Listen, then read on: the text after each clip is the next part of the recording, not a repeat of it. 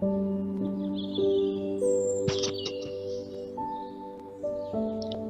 selamat siang Bapak dan Ibu. Selamat bergabung kembali di dalam event Moritz Community Indonesia. Senang sekali pada siang hari ini saya bisa bertemu dengan Bapak dan Ibu dari seluruh Indonesia. Saya lihat ada mulai dari Sulawesi, Kalimantan, ada beberapa yang saya tahu namanya, bahkan ada dari Sumatera.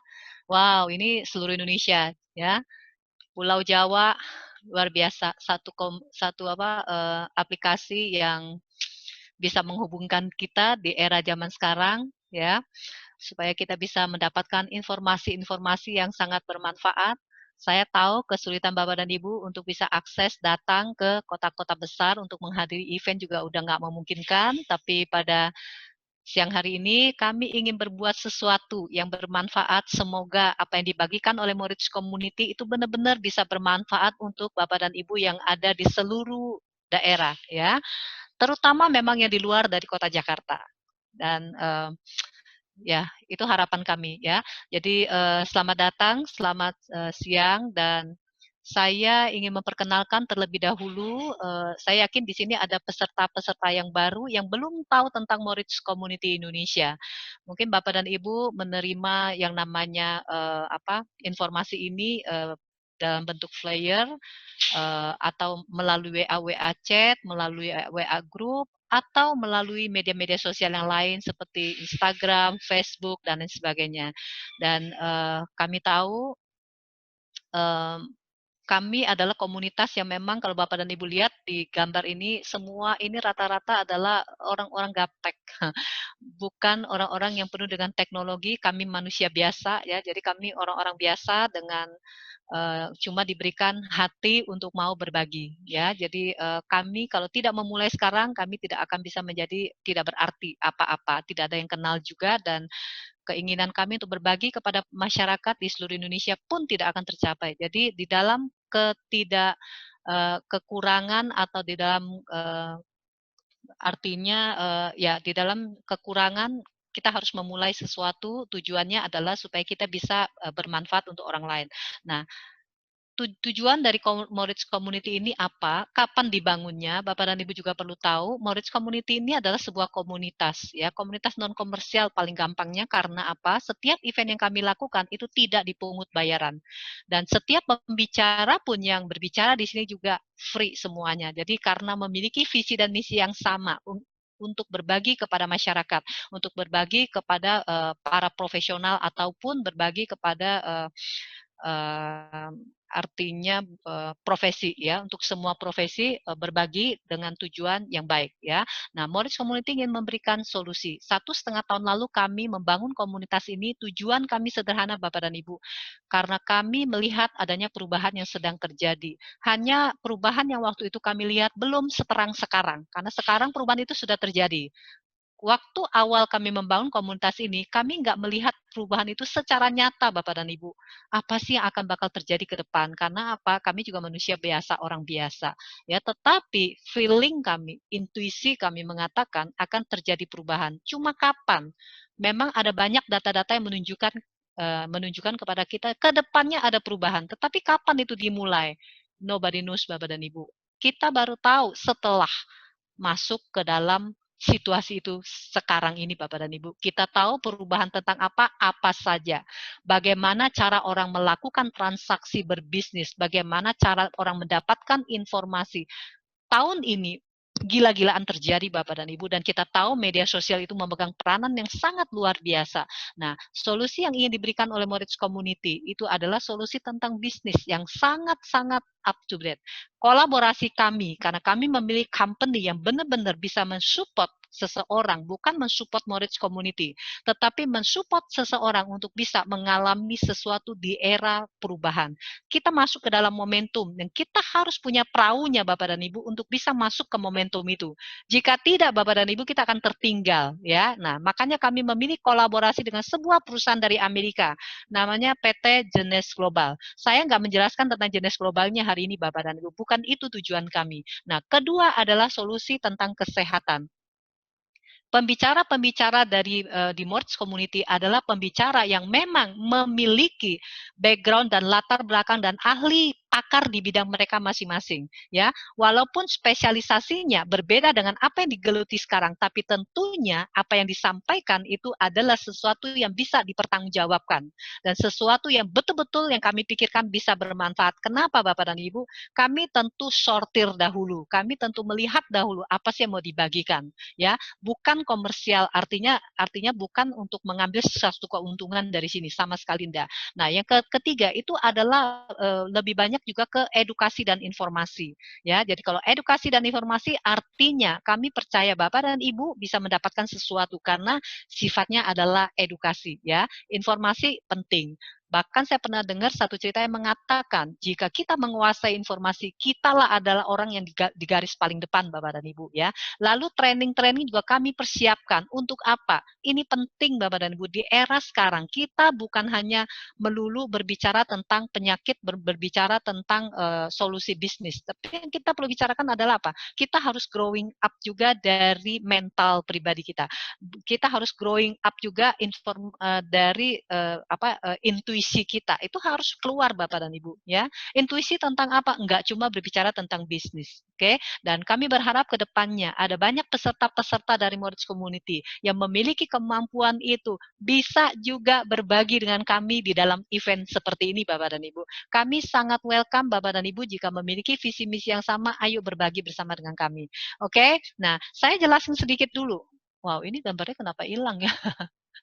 Oke, Bapak dan Ibu, ini gambarnya tiba-tiba hilang nih, saya nggak tahu nih kemana nih gambarnya. Oh, it's okay. Yang artinya gini, saya hanya menjelaskan tentang logo karena ada banyak peserta yang tanya kepada saya, ini cukup unik Moritz Community ini apa sih? Nah, logo dari Moritz Community ini Bapak dan Ibu, ini adalah tangan yang terbuka untuk dipegang oleh seseorang. Yang atas ini adalah payung Bapak dan Ibu, ya. Payung ini kalau jadi istilahnya kalau lihat payung kan Bapak dan Ibu tahu itu untuk protect, ya. Tapi kami lebih mengartikan ini sebagai helping Bapak dan Ibu, ya. Jadi arti dari komunitas ini, logo dari komunitas ini adalah kita peduli dan kita ingin bantu banyak orang.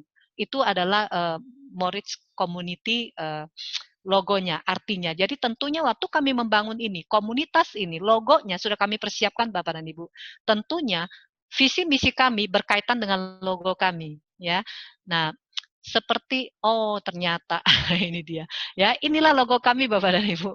Arti daripada Moritz Community itu ini Bapak dan Ibu, makanya keluarnya seperti ini ya. Nah, sederhana Bapak dan Ibu, ini satu yang saya ingin tinggalkan. Ya, kata-kata ini Bapak dan Ibu, how can you feed others if you are hungry? Ini adalah yang selalu saya bawa di hati saya. Bagaimana cara saya bisa membantu orang kalau saya nggak harus bantu diri saya dulu? Atau sederhananya begini Bapak dan Ibu, kita punya talenta kemampuan lebih untuk bisa mendapatkan sesuatu untuk berbagi kepada orang lain. Saya percaya semua punya kemampuan itu, bukan cuma kami di Moritz Community, ya. Nah, seperti yang telah diumumkan Bapak dan Ibu, siang hari ini adalah lebih ke arah edukasi dan informasi, ya. Edukasi dan informasi. Kita bercerita tentang perubahan iklim. Kita sudah tahu iklim ini berubah, ya. Dan di samping itu, polusi juga kita tahu ada di mana-mana. Dan pasti ada kaitannya dengan pandemi, ya. Nah, dampak dari kerusakan lingkungan terhadap kesehatan. Pembicaranya nanti akan diperkenalkan oleh moderator. Ini adalah Dr. Amaranila Drijono adalah seorang spesialis uh, kulit dan kelamin kalau nggak salah ya. Nah, nanti akan dijelaskan juga background-nya oleh moderator. Oke, jadi acara kita hari ini saya rasa cukup menarik, bukan bukan saya rasa dan ini pasti menarik Bapak dan Ibu. Nah, schedule kita jam 14.05 kita akan mulai dengan slide ya. Setelah diperkenalkan nanti mungkin telat-telat dikit ya, lalu pengumuman, lalu nanti ada tanya jawab. Ada tanya jawab, jadi persiapkan pertanyaan Bapak dan Ibu mulai sekarang supaya nanti jika ada pertanyaan bisa langsung. Dengan cara Bapak dan Ibu bisa raise hand, Bapak dan Ibu juga bisa ketik di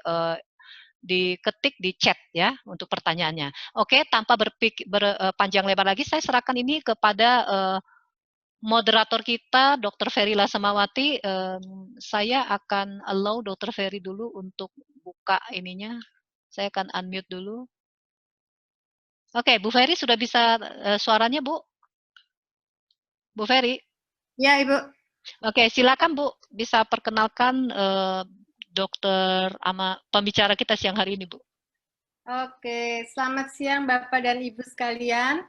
Selamat bergabung kembali di dalam acara Morris Community. Tadi judulnya sudah dibicarakan kan, dikasih tahu oleh Bu Sonya. Tapi saya akan memperkenalkan pembicara saya yang hari ini akan menjelaskan sesuatu yang benar-benar sangat penting buat kita semua. Beliau adalah sahabat dan teman saya, sama-sama kami di FKUI, Dr. Amaranila Lalita Driono. Beliau adalah dokter spesialis kulit dan kelamin, lahir tanggal 10 September tahun 62, lulus FKUI sebagai dokter umum tahun 87, dan lulus sebagai dokter spesialis kulit kelamin, laser surgeon tahun 2000 dari FKUI juga. Beliau juga adalah seorang founder dari One Clinic, itu lokasinya di Pondok Indah ya kalau nggak salah waktu itu ya, Dr. Nila. Kemudian juga adalah sebagai founder juga dari Perempuan Klinik Anti-Aging dan Wellness, ini juga yang pertama kali ya ada di Indonesia. Kemudian sebagai ketua KSDLI Perdoski dan sebagai konsultan independen di Pokja Indonesia Bersih dan Senyum Kemenko Maritim. Kemudian juga sebagai advisor Bu, ya. WST Platform Health Impact dan Education, founder Bersihnya Gemas Indonesia, itu adalah gerakan makan sehat anak Indonesia, gerakan makan sehat anak sekolah Indonesia. Kita sama-sama di Bojonegoro waktu itu. Kemudian founder dari Mata Cinta Conscious Living. Dr. Nila ini adalah dokter kulit, tapi pekerjaannya ini adalah sebagai pemerhati atau praktisi ya Nila, untuk pemerhati aja. Pemerhati masalah lingkungan, dan Dr. Nila ini gemes banget sama lingkungan. Tanpa berlama-lama, saya langsung menyerahkan acara ini kepada Dr. Nila untuk menyampaikan presentasinya. Kita dengarkan semua ibu-ibu. Oke. Terima kasih. Saya share screen ya. Ya, saya akan stop share, Dok. Saya sudah stop, jadi Dr. Nila bisa langsung share screen sekarang. Oke.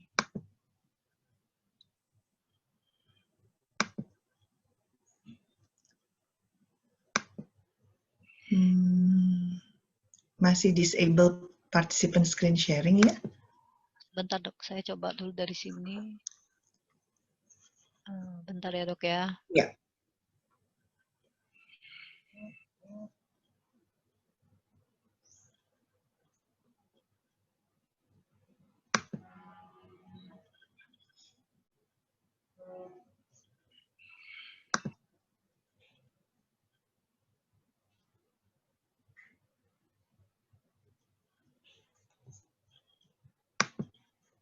Ya.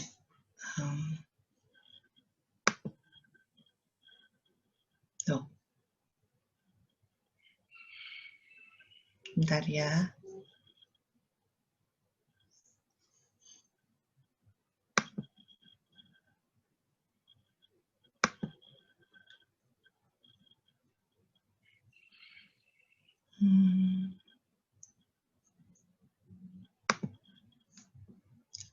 Apa sudah terlihat? Saya sudah.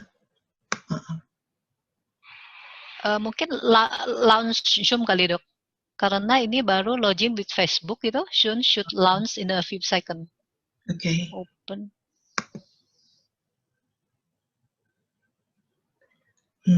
Sama-sama gaptek. Tapi mau berbuat sesuatu, it's okay Dok. Bapak dan Ibu mohon bersabar ya. Soalnya, ya ini kalau kita ada UR screen sharing kok udah Ibu Jenny, kan return to meeting. Tapi belum keluar nih Dok. Belum keluar ya, saya tekan lagi ya UR screen sharingnya sebentar, return to meetingnya. Saya belum kelihatan slide dokter. sebentar saya meminta bantuan dulu. Maklum Gaptek. Ini udah screen sharing. Tapi tadi kok harus return to meeting.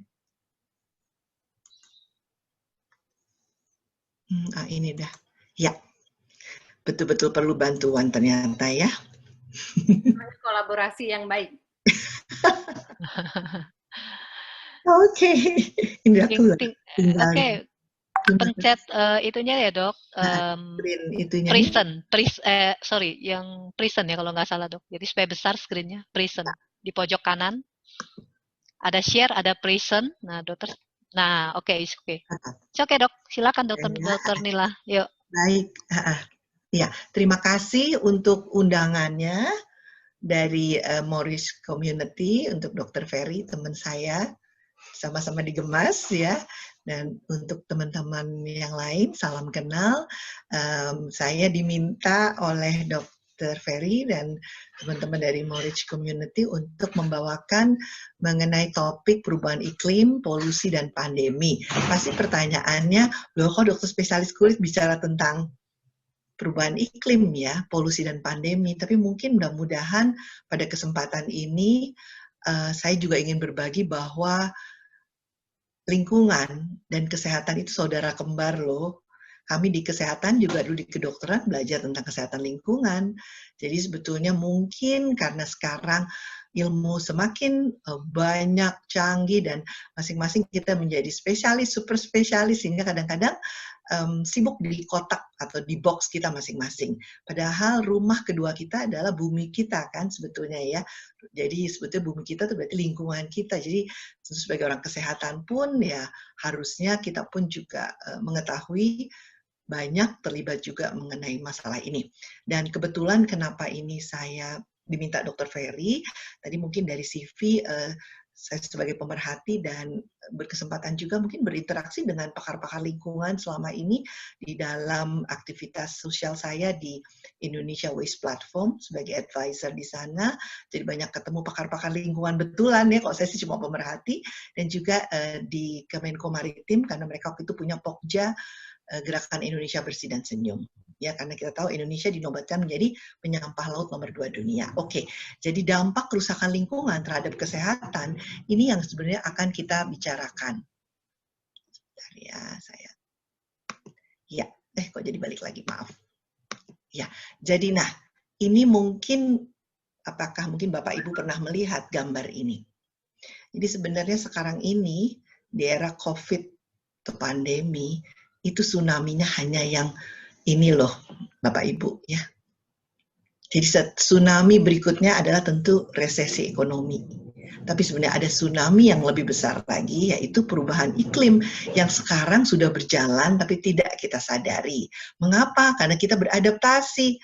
Sekarang kita pakai AC 22 derajat Celcius aja masih panas ya rasanya ya. Jadi AC-nya kadang-kadang kita turunin lagi jadi 18, baru nyaman. Kita merasa bumi kok makin panas. Jadi perubahan iklim ini yang kita tidak sadari, tapi sudah masuk. Dan sudah merayap dan mengganggu sebetulnya, tapi tidak kita agak abaikan, karena kita bisa beradaptasi dengan menyediakan teknologi-teknologi untuk adaptasi tersebut.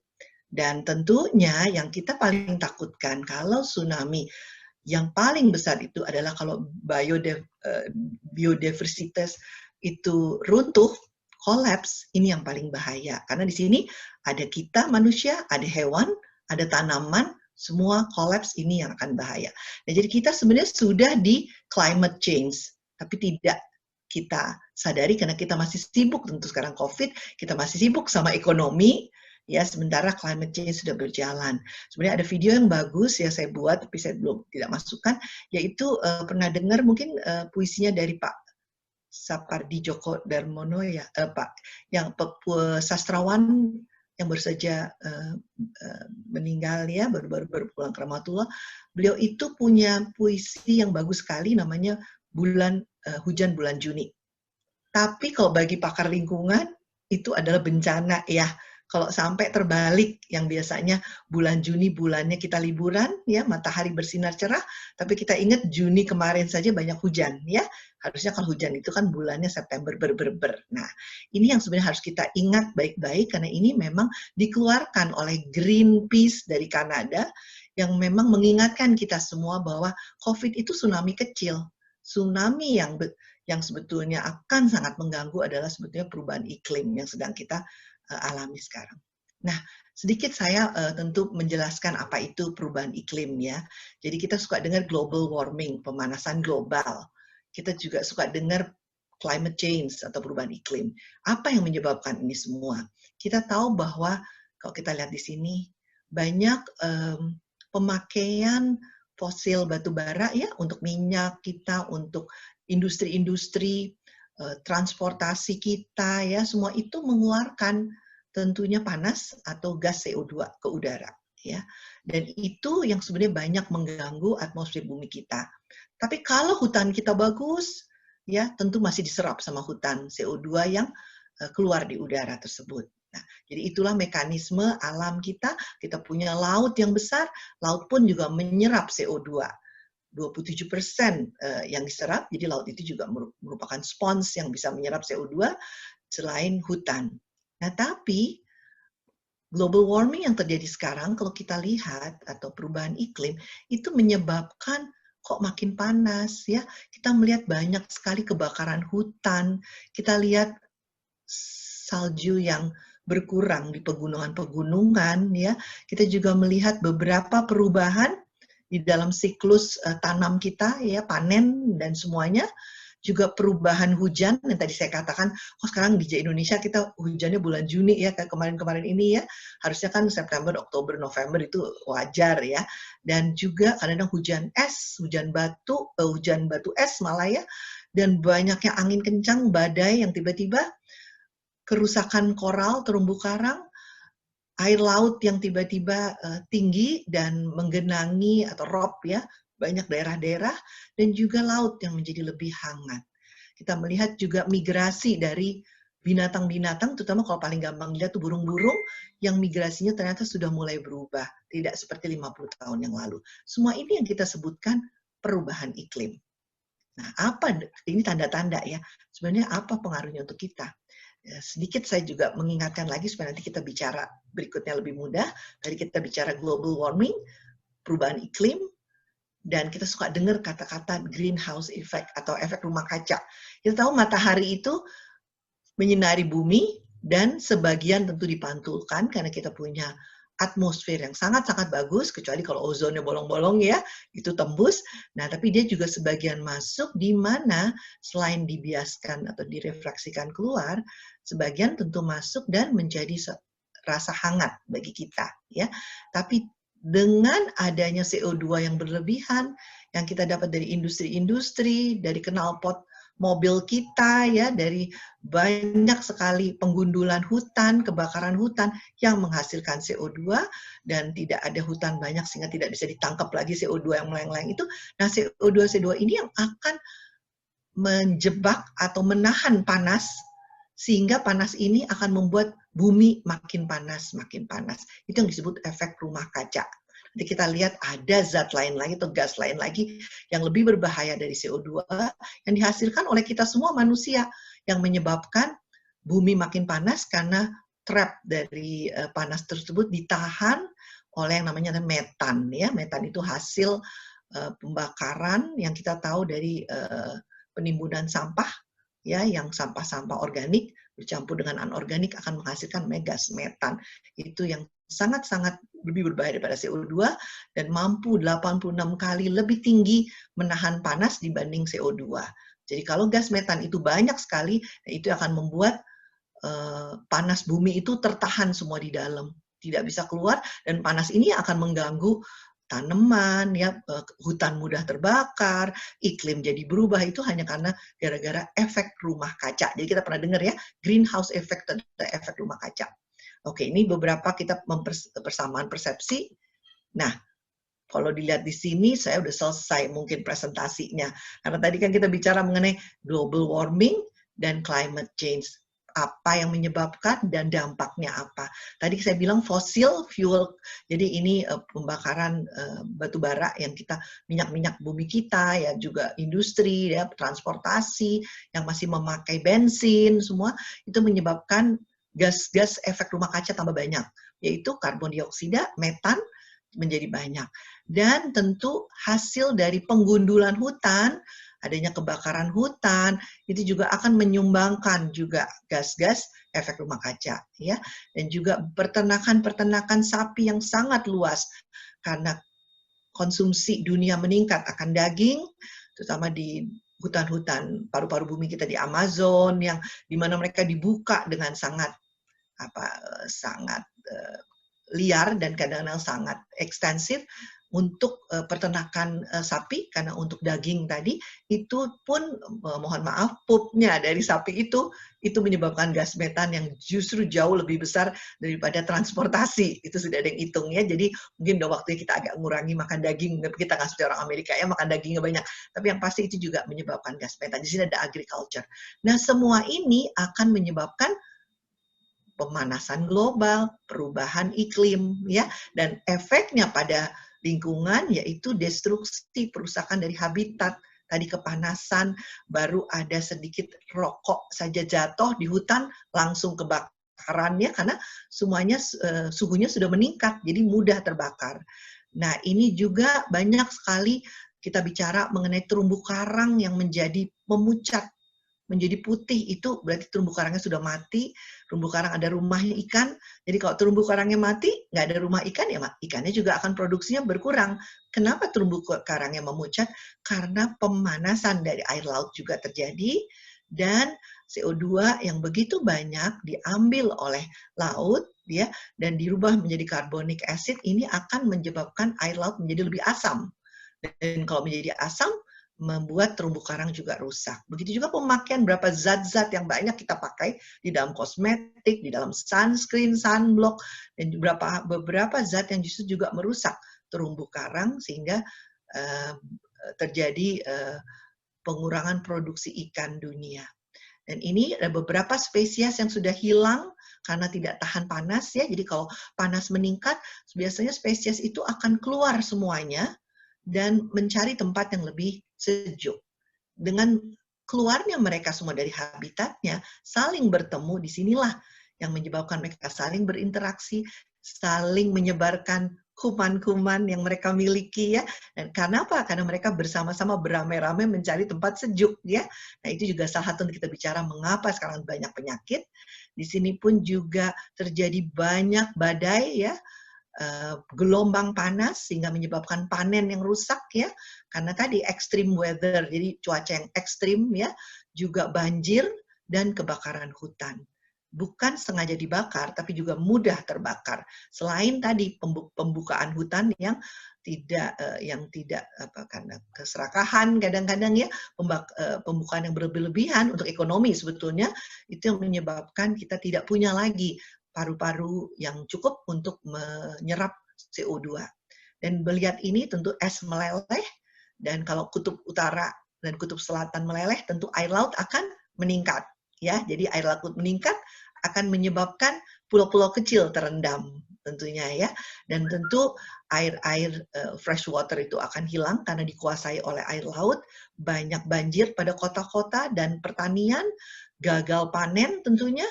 Dan tentu ini menyebabkan migrasi dari manusia-manusia mencari tempat yang lebih baik. Tentu akan terjadi konflik perebutan tempat, perebutan lahan untuk pangan, ya. Dan di sini mungkin diramalkan akan terjadinya peperangan kalau sampai iklim ini sudah begitu merusaknya, ya. Dan tadi di sini ada dampaknya terhadap nanti kesehatan. Nanti kita lihat, ya, di mana akibat dari lingkungan ini akan memudahkan interaksi antara hewan yang banyak membawa patogen atau kuman-kuman yang mudah ditularkan, ditransmisikan ke manusia. Jadi bukan hewan sama hewan lagi, tapi bisa ke manusia. Ya, ini adalah sebenarnya summary dan harusnya sudah selesai, ya, saya presentasinya. Tapi karena kaitannya sama kesehatan, ini dari WHO mengatakan bahwa yang akan terpengaruh oleh perubahan iklim itu bukan saja di kota-kota besar, tapi juga di pulau-pulau kecil.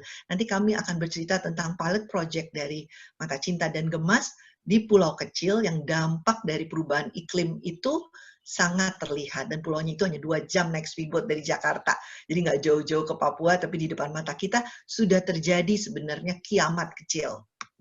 Ya, jadi ini adalah fakta perubahan iklim, ya, di mana kenaikan air laut, level air laut itu temperaturnya juga meningkat, ya, dan ini menyebabkan tentu binatang-binatang atau hewan-hewan dan tanaman itu yang tidak bisa bertahan tentu akan punah. Tahun 99 ternyata ditemukan oleh para peneliti hilangnya beberapa spesies, antara lain golden toad itu adalah kodok emas, ya, dibilang kodok emas, di mana itu sangat penting di dalam ekosistem. Tapi pada tahun 99 ternyata di seluruh dunia sudah tidak ditemukan spesies itu lagi. Dan kalau kita lihat ini beruang kutub, kalau terus-terus mencairnya kutub itu tidak dapat ditahan karena sekarang semakin cepat, kita bisa bayangkan satu saat beruang kutub sudah tidak punya habitatnya lagi. Ya. Nah, sekarang WHO tahun 2020 sudah mengatakan bahwa perubahan iklim, climate change, itu ada kaitannya dengan human health. Karena pola transmisi penyakit infeksi jadi sangat jelas sekarang berhubungan dengan perubahan iklim itu, dan paling gampang dilihat model-model riset pada malaria dan dengue. Dan tentunya kalau untuk COVID-19 sudah ditemukan 3.200 strain dari coronavirus. Hanya pada kelelawar saja ada 3.200 strain coronavirus. Dan ini bagaimana perubahan iklim itu berkontribusi dengan sangat meningkatnya penyakit-penyakit infeksi. Tahun 2020 dari Harvard Public School, sang peneliti Bernstein ini mengatakan, nature is trying to tell us something. Sekarang kita mau dengerin apa enggak sebenarnya, ya. Jadi dia, alam itu sudah ngetok-ngetok gitu ya untuk kasih tahu, ayo saya mau kasih tahu sesuatu nih. Kenapa? Karena ada 3 faktor utama, yaitu rusaknya biodiversitas yang sangat-sangat tajam terlihat di dalam mungkin 2-3 dekade terakhir, di mana 60% patogen atau penyebab penyakit itu berasal dari hewan. Dan rusaknya hutan serta pembukaan lahan, jadi lahan-lahan yang dipakai tentunya untuk manusia, ya, untuk membuat rumah, untuk membuat paling banyak pertanian, ya, seperti kelapa sawit, membuat peternakan, itu membuka hutan dengan berlebihan. Ini menyebabkan lebih dari 1/3 permukaan bumi sudah sebenarnya rusak hutannya, dipakai untuk hal-hal seperti ini. Dan 3/4 kebutuhan air itu banyak dipakai untuk peternakan dan untuk pertanian. Nah, ini semua dengan pembukaan lahan hutan itu menyebabkan lebih kontak langsung manusia dengan patogen atau dengan hewan pembawa patogen atau pembawa penyakit, ya. Nah, jadi mungkin kita pernah dengar gajah ngamuk, ya, masuk desa, atau harimau lewat, ya. Nah, karena habitatnya sudah banyak dirusak. Dan kita tahu banyak penyakit yang kaitannya juga dengan bermulanya didapat dari hutan sebetulnya. Tapi hewannya sebenarnya keluar dari hutan karena hutannya sudah hilang dan berinteraksi dengan manusia. Dan juga naiknya suhu yang banyak dilihat dari riset-riset pada malaria dan dengue, ini pun terlihat dengan kenaikan suhu, malaria dan dengue juga makin merajalela.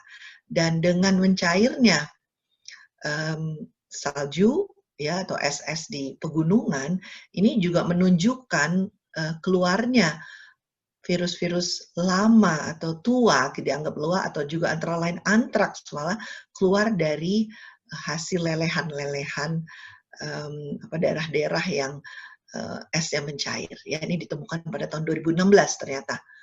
Jadi, ya, dan PBB mengatakan bahwa spesies di bumi sekarang turun sampai 20%. Itu sangat besar, di mana lebih dari 1 juta tanaman dan hewan menuju kepunahan. Dan ini akan meningkatkan penyakit infeksi. Bila tanaman dan hewan itu menuju kepunahan, tentu daya mereka untuk menularkan akan lebih besar.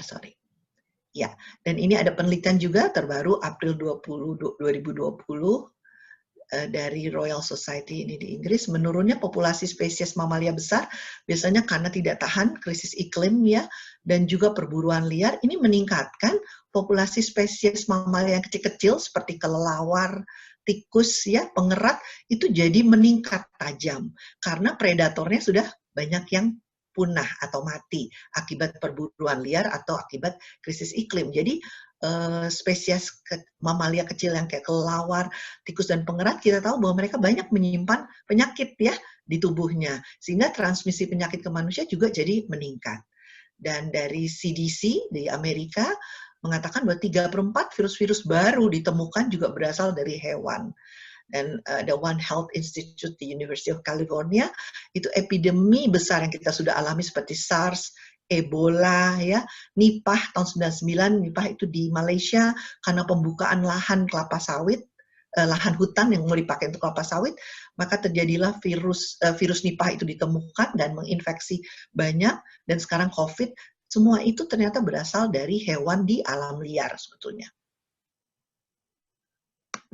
Dan 2019 ada satu studi dari jurnal Neglected Tropical Disease bahwa diramalkan tahun 2050 penyakit yang dibawa oleh nyamuk akan menginfeksi 500 juta manusia per tahun. Penyakit-penyakit yang dibawa oleh nyamuk antara lain dengue, dan peningkatan suhu akan meningkatkan pula penyakit-penyakit ini. Nah, pertanyaannya, apakah COVID-19 yang sekarang kita alami, pandemi ini, berkaitan dengan perubahan iklim? Nah, pada April 2020, Society Lingkungan dan Climate Medicine dari Hellenic ini mengatakan bahwa sangat-sangat mungkin karena RNA virus, karena COVID-19 itu RNA virus ya, itu berevolusi amat-amat cepat dan juga beradaptasi amat cepat. Mengapa dia berevolusi amat cepat? Karena mau beradaptasi. Seperti kita manusia kepanasan, kita ciptakan air conditioning ya. Kalau virus, adaptasinya dia bermutasi dengan cepat. Nah, jadi global warming atau pemanasan global amat-amat memegang peran dalam kaitannya dengan kesehatan tentunya ya. Dan kita tahu ekstrim suhu panasnya El Nino, di mana waktu Wuhan pertama kali COVID-19 ditemukan di Cina, itu berapa bulan sebelumnya, sekitar November, Desember, terjadi badai El Nino, suhu panas El Nino, yang cukup lama, dan ini yang diduga menyebabkan munculnya virus-virus tersebut. Dan ini pun kita tahu juga ada lagi lawannya, itu badai suhu dingin La Nina, di mana di Peru mereka bulan-bulan Christmas biasanya nelayan tidak melaut karena mereka tahu karena ada badai dingin La Nina ini tidak ada ikan-ikan di laut. Nah, jadi semua ini sebenarnya sudah memberi tanda-tanda ke kita ya.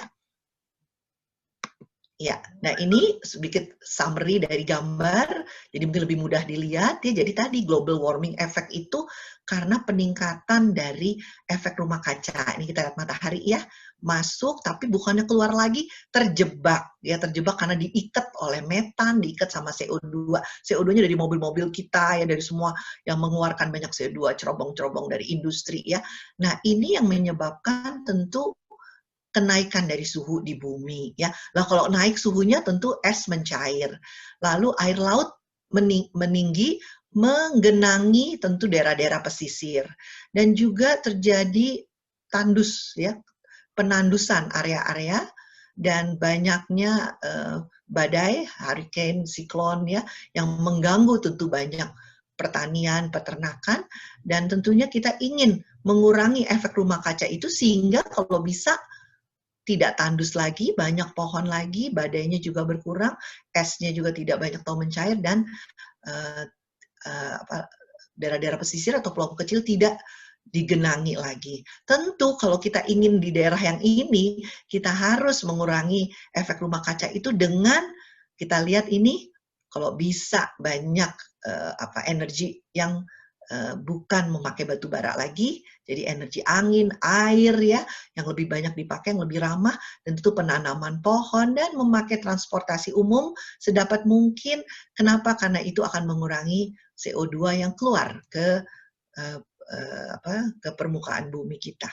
Jadi ini harus ada usaha ya, nggak boleh cuman berdoa aja. Nah, jadi sekarang siapa aja nih sebenarnya yang beresiko untuk terdampak dari perubahan iklim ini. Tentunya yang paling akan mengalami itu adalah mereka yang wanita, anak-anak, orang tua, dan juga yang mengalami kemiskinan, pekerja yang banyak di luar tentunya ya, dan tentu mereka yang mempunyai comorbid ya, seperti chronic medical condition, anak-anak kecil yang terekspos oleh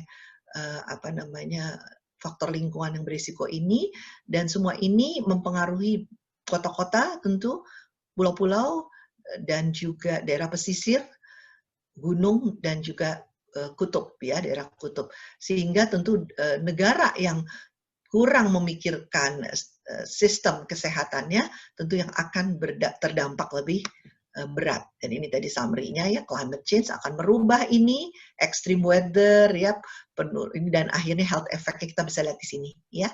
Apa saja nih, alergi akan meningkat, vector borne, jadi penyakit-penyakit yang dibawa oleh nyamuk, ya, serangga, dan juga roden, pengerat, ya, itu akan juga meningkat. Nah, ini kalau climate change yang langsung, kita kepanasan, kita pasang kipas angin, jadi sebaiknya apalagi ke orang tua, supaya jangan dehidrasi ya, supaya tetap cool, tapi kalau bisa banyak ventilasi rumahnya, jangan yang rumahnya nggak pakai jendela ya, niru-niru di barat ya, pada kalau di barat nggak ada jendela karena untuk menahan supaya tetap hangat kalau musim dingin, tapi kita ikut-ikutan buat rumah model yang seperti itu, ventilasinya sedikit ya pasti kepanasan ya. Nah ini hal-hal yang biasa terjadi dan akan mengganggu kalau terus-menerus suhu makin panas ya, yang rentan pasti akan duluan terkena ya.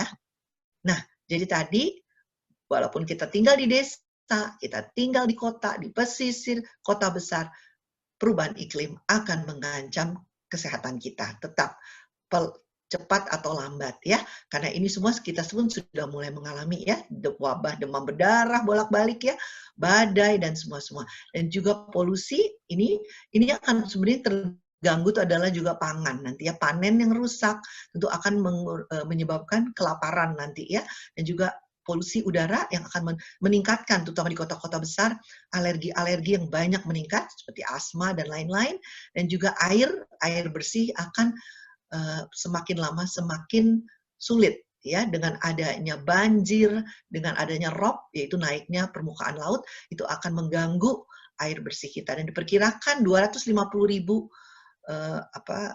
kematian per tahun ini disebabkan oleh hal-hal seperti malaria, diare, panas ya, kepanasan, dan juga malnutrisi. Nah sekarang itu kalau kita lihat ada perasaan itu kan di luar negeri ya, kita enggak deh di Indonesia, kadang-kadang suka merasa gitu ya.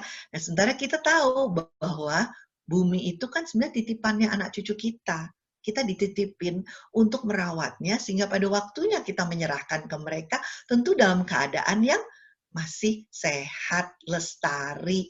Kesian nanti anak-anak cucu kita kalau dikasih bumi yang sudah rusak karena keserakahan kita sebetulnya, yang kita tidak ketahui, dan akhirnya banyak merusak dan mereka yang akan mengalaminya. Ya, dan nah ini karena saya kenapa loncat ke sini, saya melihat waktu. Kenapa? Karena di Indonesia kalau kita bicara tentang lingkungan nggak ada yang dengerin. Lingkungan itu garing katanya ya, maka teman-teman lingkungan udah berkoar-koar juga suka nggak didengerin, saya tahu ya. Kalau kesehatan kali masih bisa ngancem gitu ya, nanti sakit jantung loh, ayo nggak boleh makan yang kolesterol, ya kita masih bisa ngancem-ngancem ya kesehatan. Tapi kalau lingkungan mereka mau ngomong kayak apapun suka banyak nggak didengarkan. Nah saya mau sedikit bergeser untuk mengatakan bahwa problem di Indonesia ini agak aneh. Kok nggak kita ngomong langsung lingkungan ya, kan kita ngomong solusi. Kalau kita udah denger, tentu kita mau bicara solusi. Saya nggak mau cuma memberikan kabar buruk, karena kabar buruk bisa dibaca di Google sebenarnya semuanya. Fakta yang nggak boleh kita lupakan. Kita sekarang ini dihadapkan oleh yang ada di depan mata kita ini, generasi yang hilang. Yaitu apa? Anak-anak SD di Kopaja, sekarang mereka lagi di rumah ya. Tapi coba suka lihat, mereka perokok pemula. Kecil-kecil udah merokok. Nanti kalau udah agak remaja dikit, tawuran ya. Terus ini, nanti kalau udah punya uang agak banyakan dikit, mungkin ke narkoba ya mereka. Dan ini mereka dengan gampangnya teragitasi, sedikit marah ya, tawuran ya, terus premanisme merajalela, intoleransi, dan juga free sex pada yang remaja. pertanyaannya, ini kenapa ya tiba-tiba remaja kita, anak-anak kita kok seperti ini? Tidak mampu berpikir cerdas dan canggih. Dan ini tidak saja pada kalangan saudara-saudara kita yang di bawah ya, yang dimana mereka kurang mampu, tapi juga kena di kota-kota besar di kalangan yang mampu sebenarnya. Ada apa? Kita mempunyai generasi yang bisa dikatakan generasi hilang. Karena itu banyak kita temukan sekarang, nanti data-data dari psikiater, psikolog, anak-anak Indonesia remaja yang seperti itu. Satunya lagi, fakta satu lagi, sejauh mata memandang, kita sering melihat wajah ini di Indonesia ya, wajah negeri kita.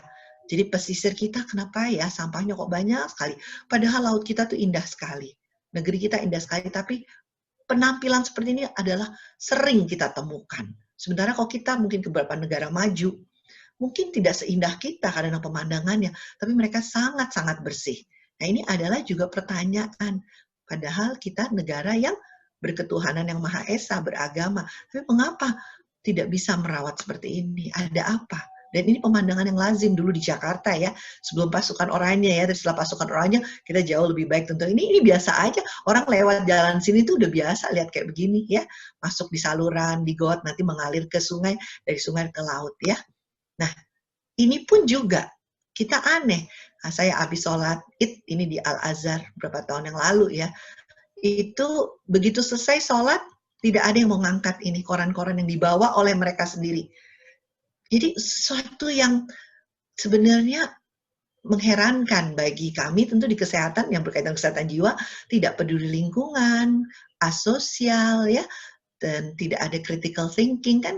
Ini kenapa korannya yang dibawa dari rumah nggak diangkat sendiri? Saya bilang, oh nanti ada cleaning service gitu. Nah ini syafnya wanita biasanya identik dengan keindahan, kerapihan, tapi kok tidak ada yang angkat korannya. Nah ini pertanyaan kita semua, kok kita beragama tapi kok jorok gitu ya. Nah ada apa dengan manusia Indonesia? Kita nggak bicara global warming dunia, kita bicara manusia Indonesia juga. Jangan-jangan itu terjadi karena ini yang kita temukan sehari-hari. Anak-anak kita terpaksa harus makan seperti ini. Karena di sekolahnya kadang-kadang nggak ada kantin. Ya, buru-buru harus masuk lagi, dia cuma makan gorengan yang minyaknya sudah hitam. Berulang-ulang kami punya data itu, di gerakan makan sehat anak sekolah kami ada data mengenai pola konsumsi anak-anak sekolah kita. Ini makan tiap hari, nggak pakai sayur, terus jadinya apa? Belum lagi zat-zat warna, tapi sekarang BPOM kita udah galak, bagus banget. Tapi kok dulu kan yang berwarna-berwarna ini diminati anak-anak ya, udah tadi nggak bergizi, makan gorengan, terus diracuni oleh makanan ya. Dan ini wajah kita sebenarnya berapa tahun yang kita bisa lihat, masih kadang-kadang ya. Dan ini kita tahu bahwa kebutuhan anak itu tidak seperti kebutuhan orang dewasa, mereka bukan mininya dari orang dewasa, mereka spesifik untuk anak SD tentu beda makanan untuk anak SMA, anak balita tentu beda dengan anak SD ya, spesifik untuk setiap tahap usia dan tidak dapat tergantikan. Jadi jangan nanti baru punya uang anaknya umur 18 baru dikasih makan sehat, tapi waktu sampai umur 18 nggak sempat ya, itu tidak. Jadi ibaratnya bangun rumah, fondasinya udah terbentuk, nanti udah tinggal di atapnya pakai genteng yang mewah, tapi fondasinya tidak kuat ya, karena dari kecil tidak diberikan makan yang sesuai dengan tumbuh kembangnya.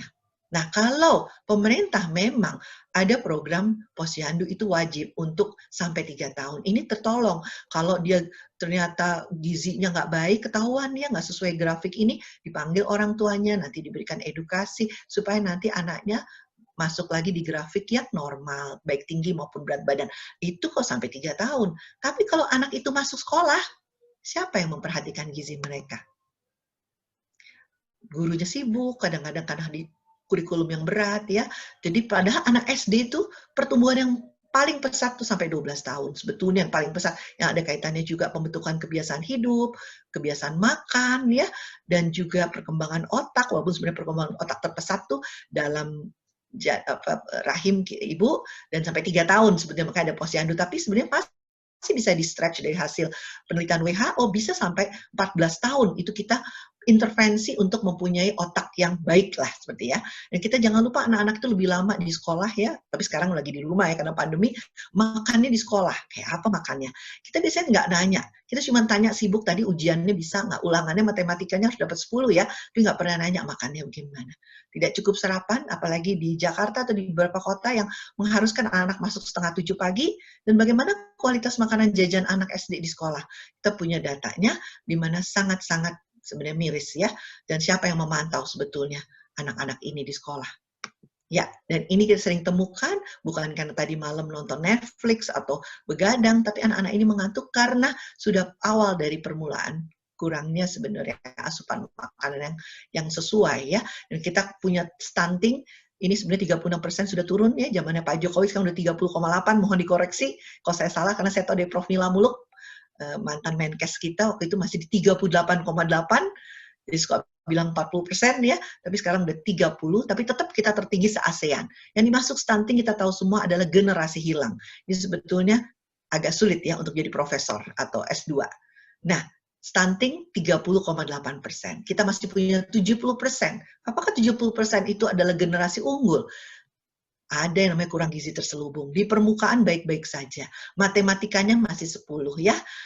Tapi ternyata kalau kita periksa baik-baik status gizi mereka, kita periksa ternyata banyak yang masuk dalam kelompok kurang gizi terselubung.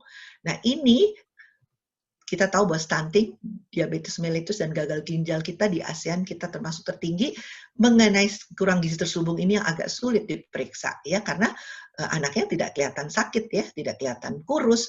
Nah, tapi kalau kita periksa mungkin saturasi besinya mungkin sudah menurun. Jadi ini yang sebenarnya sudah menunjukkan asupan gizinya tidak adekuat atau tidak optimal. Nah, kita tahu kurang gizi terselubung itu tumbuh kembang anak jadi tidak optimal. Dia sebenarnya bertahun-tahun tapi kurang gizi sedikit karena tadi ya makannya gorengan terus.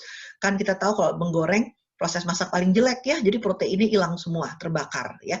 Nah, jadi makan asal kenyang, kelihatannya sehat, tapi berat badannya ternyata dan tinggi badannya kadang-kadang kurang optimal, tidak sesuai usia. Biasanya mereka masih bisa mengikuti pelajaran sekolah dasar menengah. Saat akhir balik kita tahu bahwa kebutuhannya pesat, dan ini juga sering diabaikan, apalagi anak-anak remaja wanita kepingin kurus ya, pingin langsing, mereka ada self esteem yang persaingan ya, kalau misalnya remaja, jadi kadang-kadang makannya seadanya karena demi mau langsing. Dan kita tahu jajanan di sekolah belum semuanya cukup baik ya, kalau kita lihat dari survei-survei. Jadi inilah yang terjadi pada anak-anak kita. Di luar ada global warming, anak-anak kita mengalami seperti ini. Nah, kita tahu dari UNICEF, tahun data 2013 ini sudah diperbaharui lagi, bahwa separuh kematian anak Indonesia itu karena gizi buruk. Nah, mereka meninggal. Tapi bagi yang bertahan hidup, kekurangan gizi itu akan menghambat perkembangan otak mereka, kecerdasan, potensi belajar, dan terutama kekebalan, sehingga mereka lebih mudah rentan terhadap berbagai penyakit, termasuk penyakit degeneratif ya, seperti diabetes, kegemukan, stroke, dan kanker.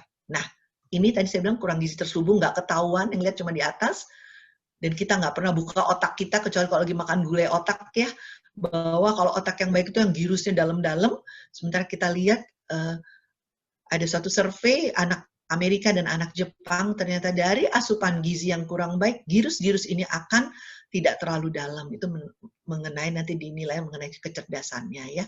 Otak kepalanya bisa besar tengkoraknya, tapi girus-girusnya ini tidak dalam. Ini ada kaitannya dengan pemberian makanan yang tidak cukup dari sejak dalam janin, sejak janin.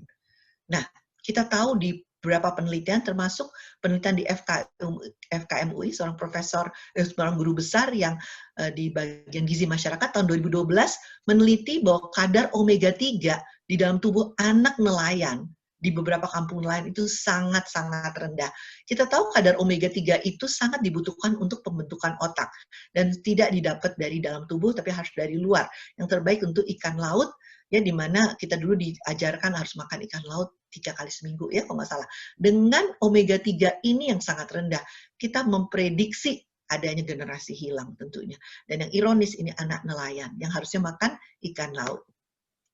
Nah, ini adalah survei kami, Gerakan Makan Sehat Anak Sekolah dan Mata Cinta, di depan mata kita di Pulau Harapan Kepulauan Seribu 2017, hasil survei dan FGD kami, ternyata karena sampah laut yang dibawa dari Sungai Ciliwung, 8 sungai yang lain bermuara di Teluk Jakarta, terbawa arus ke Kepulauan Seribu dan merusak terumbu karang di sana, merusak hutan bakau, sehingga ikan dalam 10-15 tahun ini jauh berkurang.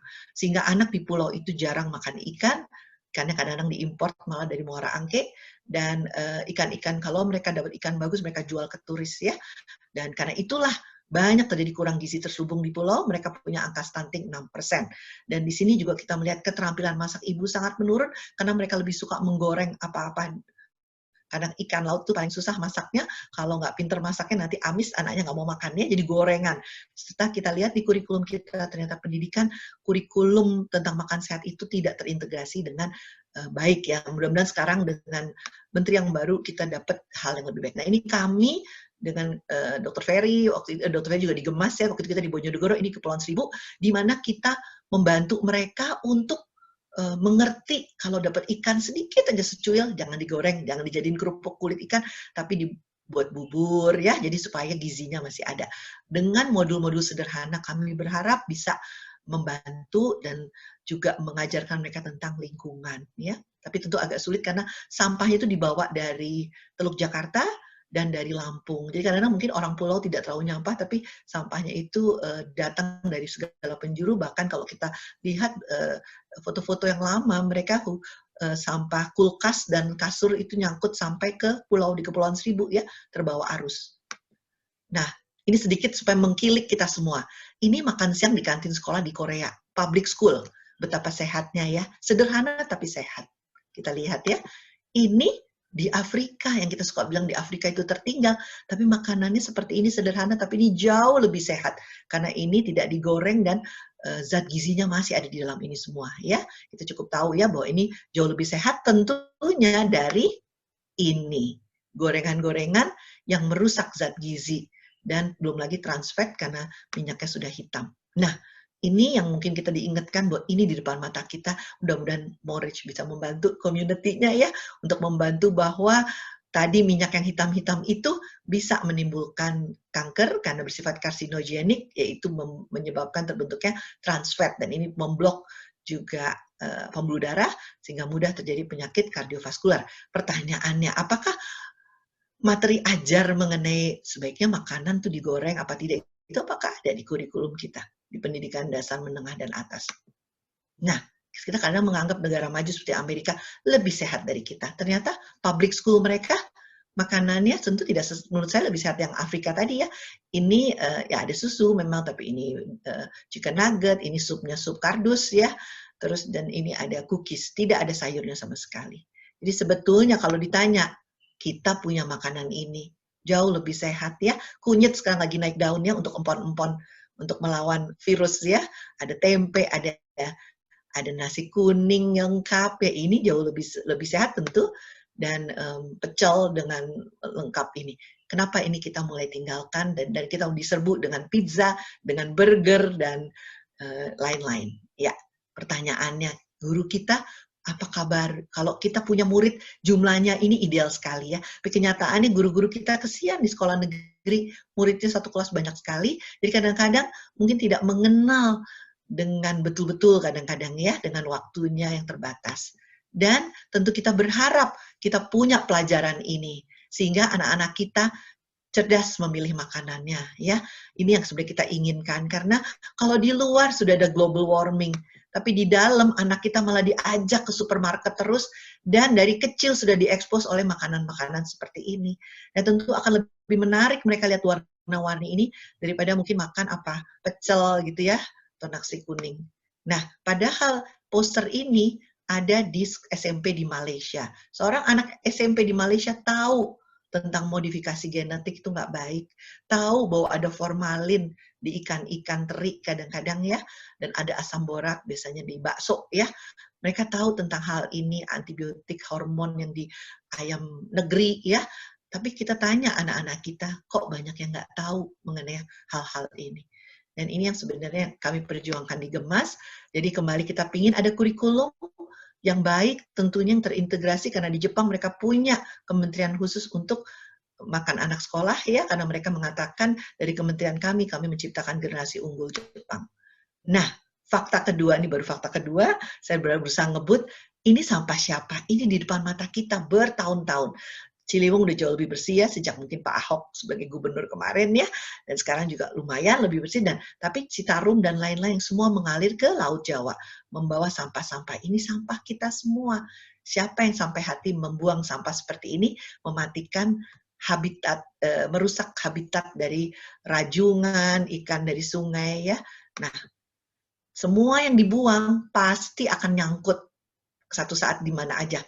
Ya di mana-mana, nggak mungkin kalau dibuang tuh hilang ya. Jadi yang membuang sampah itu harus tahu akan nyangkut di mana. Bisa di laut ya. Nah ini yang sebenarnya harus diingatkan. Dan ini dari KLH mengatakan kadang-kadang, saya cuma buangnya satu kok kemarin, satu botol plastik minuman. Cuman satu. Tapi kalau 1 juta orang melakukan hal yang sama, nah ini karena kebetulan saya membantu pernah sempat di Kemenko Maritim, saya mendapat data-data tentunya bahwa diharapkan sebenarnya tahun 2050 laut itu jadi sumber kehidupan karena efek hujan asam menyebabkan kadang-kadang panen gagal atau hal-hal yang mengenai agriculture di daratan agak tidak sebaik ya. Dan dulu berharap para pakar itu sumber pangan dan obat dunia itu dari laut ya. Dan laut, tapi kalau perilaku manusia seperti tadi kita lihat sungainya padat dengan sampah, tentu tahun 2050 laut bisa berisi lebih banyak plastik daripada ikan ya. Dan 2015 Indonesia dinobatkan menjadi penyampah laut terbesar nomor 2 di dunia, 1,3 ton sampah plastik setiap hari memasuki laut kita, dan plastik ini membunuh ekosistem tentunya ya. Produksi ikan turun, ikannya juga tercemar. Dan ini ancaman sebenarnya sumber pangan makhluk hidup, baik yang di laut pun maupun manusia yang mengkonsumsinya. Nah ini penelitian seorang ahli lingkungan, Jana Jambek, ini yang menyebabkan kita dinobatkan tadi ya jadi juara 2, dan itu 25% ikan di Teluk Makassar telah mengandung plastik di dalam saluran cernanya. Dan kalau di negara-negara utara banyak menemukan burung-burung yang mati dibuka ternyata penuh dengan sampah yang dimakan yang dikira itu makanannya biasanya sampah-sampah plastik. Dan ini kebocoran sampah yang warna coklat, Cina nomor 1, tapi mereka udah bergerak sangat cepat sekarang saya dengar. Dan sementara Indonesia ini coklat semua kebocoran sampah-sampah ke lautan. Dan nomor 3 Filipina. Dan ini yang sebenarnya menyebabkan Kemenko Maritim harus menurunkan sampahnya. Dan pertanyaannya kenapa kita diributin oleh PBB ya, diberikan sanksi kalau kita tidak menurunkan sampah yang masuk ke laut. Karena sampah itu kalau kita nyampah di Jakarta, dibawa arus jalan-jalan, itu sampai ke Kutub Utara. Di Kutub Utara kita menemukan ada sampah Indomie-nya dari Jakarta ya, dari Indonesia ya. Jadi kita nyampahnya di Jakarta dibawa arus kemana-mana. Makanya negara-negara marah. Negara yang mungkin sudah bersih, nggak pernah nyampah, tapi dapat sampah dari tempat lain. Ya, tadi karena laut itu harusnya membawa sampah-sampah tersebut, ya, jadi akan merusak juga ikan-ikan di tempat lain. Nah, ini 80% sampah laut kita sebenarnya asal dari sungai, bukan dari nelayan yang buang-buang sampah ya sebenarnya. Mereka juga mungkin buang, tapi terbanyak dari sungai, dan terbanyak dari sampah rumah tangga, sebenarnya dari kita. Ini beberapa kelakuan yang kurang baik ya, buang sampah di parit ya, dan dari LIPI ternyata styrofoam paling banyak di dasar laut kita selain kantong plastik. Dan kalau styrofoam dan kantong plastik di dasar laut, terumbu karangnya rusak ya. Kenapa? Dia menyebabkan keasaman laut meningkat dan mati terumbu karangnya. Dan tahun 2015 tesis seorang sarjana ITB lingkungan yang terbanyak malah di spot-spot penyelaman di Indonesia tuh sedotan plastik ternyata katanya lebih banyak daripada kantong plastik atau styrofoam. Dan sebenarnya sedotan plastik itu kan nggak pakai juga nggak apa-apa ya, harusnya bisa minum aja kan, biasanya orang sakit aja yang pakai. Dan ternyata terbanyak sekarang tuh adalah sedotan yang ditemukan ya, dan ini sangat-sangat sebenarnya memprihatinkan karena tanpa sedotan pun sebenarnya kita bisa tetap hidup nyaman, tapi sedotan ini yang ditemukan di dasar laut itu yang merusak ekosistem laut kita hanya gara-gara sedotan dari bekas minum kelapa muda ya. Dan kalau pernah jalan-jalan ke Bantar Gebang, landfill atau tempat penimbunan sampah dari Jakarta tuh semuanya ditaruhnya di Bantar Gebang seperti ini, dicampur-campur semuanya. Inilah yang menyebabkan keluarnya gas metan. Jadi kalau sampah sisa makanan kita bercampur dengan plastik, dengan kertas, itu akan menghasilkan gas metan. Gas metan juga gampang meledak. Jadi ada pernah kejadian meledak menimbun beberapa kampung, desa di Lewi Gajah Bandung, sehingga banyak ratusan yang meninggal, sehingga diperingati sebagai Hari Peduli Sampah Nasional, hanya karena ledakan-ledakan di timbunan sampah akibat gas metan. Dan gas metan ini kalau ke udara, yang tadi, memerangkap panasnya itu ditangkap oleh gas metan, jadi bumi kita makin panas, karena gas metannya banyak, karena penimbunan sampah seperti ini ada banyak sekali, ya. Nah, seperti ini tidak pernah cukup, perlu tanah lebih luas, 1 minggu bisa buat 3 candi Borobudur sebetulnya besarnya. Dan penyimpanan gas metan ini bukan cuma ke udara, tapi juga ke air tanah. Jadi air tanah kita juga tercemar. Dan ini mungkin sebagai penduduk Jakarta, kalau yang bukan Jakarta mungkin saya nggak tahu angkanya, tapi ini angka di Jakarta untuk ongkos angkat truk-truknya ini membawa sampah DKI ke Bantar Gebang membutuhkan 1083 truk ya tahun 2018 ya, dan dana yang dibutuhkan sehari ya Bapak Ibu 650 sampai 900 juta rupiah sehari itu dari pajak-pajak kami yang kerja di Jakarta hanya untuk bayar membuang sampah ke Bantar Gebang, yaitu sampah kita semua. Jadi 650 juta ini bisa membuat satu RPTRA, yaitu tempatnya ibu-ibu PKK ya, yang pernah dengar ya, futsal, segala macam, taman bermain, itu RPTRA, satu bangunan itu nilainya segini. Jadi satu hari kita udah bisa bangun satu bangunan itu hanya untuk sampah saja. Oke, maaf ya. Dan ini, nah tadi fakta bahwa sampah rumah tangga terbanyak sebetulnya, dan 60% adalah makanan atau organik, di mana semua dicampur-campur di tempat sampahnya, dicampur, langsung dibawa ke TPA atau landfill Bantar Gebang. Ini yang menimbulkan gas metan tadi ya, yang berbahaya sampai 86 kali menahan panas. Sementara kalau sisa makanan kecap, rendang dikenakan ke sampah plastik yang bagus, sampah kertas yang bagus, bekas undangan perkawinan ya, itu langsung mereka tidak punya nilai ekonomis dan tidak dapat didaur ulang lagi hanya gara-gara kena kecap kita ya. Nah ini sebenarnya udah pemborosan, padahal sampah itu berkah sebenarnya, apalagi yang anorganik ini bisa didaur ulang, punya nilai ekonomis, tapi kalau udah bercampur hilang. Dan sebetulnya solusi yang paling mudah di rumah, pilahlah jadi yang organik, dan organik harus dipisah ya. Jadi kalau yang organik masukkan ke dalam komposter sehingga nanti jadi komposnya bisa untuk menyuburkan tanah. Nah, selain tadi sampah rumah tangga, sampah ini yang banyak, karena ini gaya hidup, semuanya kepingin beli botol air minum kemasan, ya kalau ditaruh tempat sampah nggak apa-apa, tapi dibuang sembarangan. Nah, sudah itu, kalau pusing-pusing dibakar aja. Padahal perdanya nggak boleh bakar sampah. Kenapa? Karena zaman dulu kalau kita bakar sampah tuh cuma daun-daun, masih nggak apa-apa. Paling tetangga ngomel ya, ada asap. Tapi di dalam daun-daun itu tidak banyak zat berbahaya. Tapi kalau ini plastik dibakar, tetangga kita menghirupnya, plastik itu mengeluarkan dioksin, ya, di mana dioksin ini berterbangan di asap, dihirup oleh anak-anak, tetangga kita, hewan, diserap sama tanah, dan ini bersifat karsinogenik, ya. Jadi kalau tanah bekas bakaran plastik terus, dioksinnya juga ada di tanah itu bertahun-tahun sehingga sulit untuk dijadikan tanah pertanian yang bagus.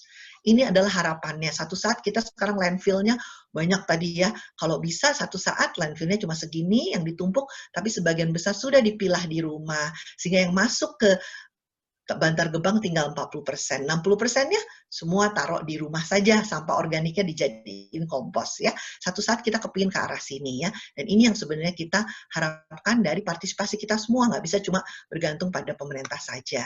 Ya tadi diterangkan ya, bahwa inilah yang penyumbang sampah plastik yang masuk ke laut, 3 negara yang besar ini yang dibawa-bawa arus kemana-mana. Makanya dimarahin sama negara-negara lain ya. Nah, ini kita bisa lihat wajah pesisir kita ya. Jadi ikan itu berenang di antara plastik-plastik ya, warna-warni. Dan ini yang paling bahaya, yang namanya mikroplastik. Kenapa? Karena plastik, coba kita sama-sama lihat ya, plastik itu baru bisa terurai, plastik botol tuh 450 tahun ya. Sementara kalau apel 2 bulan udah terurai ya, dan koran 6 minggu sudah terurai ya. Kalau itu kardus-kardus kertas 2 bulan. Tapi begitu popok bayi atau pembalut wanita kita atau panty liner kita yang sekali pakai buang 450 tahun baru bisa degradasi atau dikompos menjadi di air atau di sungai atau di laut. Dan ini dalam perjalanan 450 tahun itu hancur-hancur menjadi mikroplastik. Nah, ini yang menjadi isu besar lagi. Tadi kita ngomong COVID loncat ke mikroplastik ya.